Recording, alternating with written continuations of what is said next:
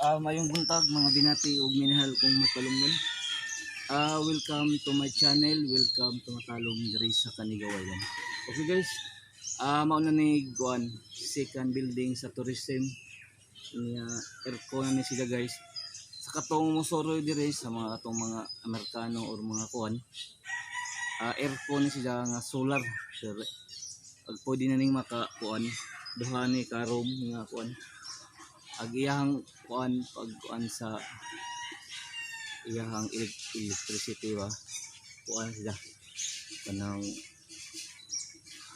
solar ag panel mo iyang atop siguro ni butangan sila og solar guys. Maonig update diri sa Canigao Island nga nanatay room tourism sila nga room nga aircon sa katong ganahan nga mosuroy hapit na ni mahuman nga aircon sila guys katong ganahan aircon. Di gusto alimuot wa maoning ag tourism building diri sa Canigao Island nga aircon niya ag solar na nagda nila siyang mga kuan suga aircon.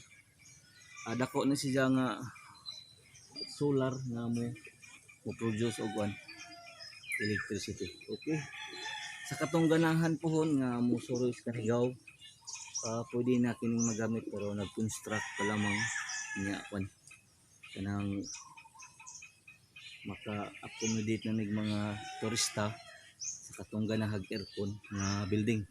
Okay, alang sa kasayuran sa tanan, mga nag-update diri sa Canigao Island nga doon na natay bag-ong tourism building diri sa Canigao.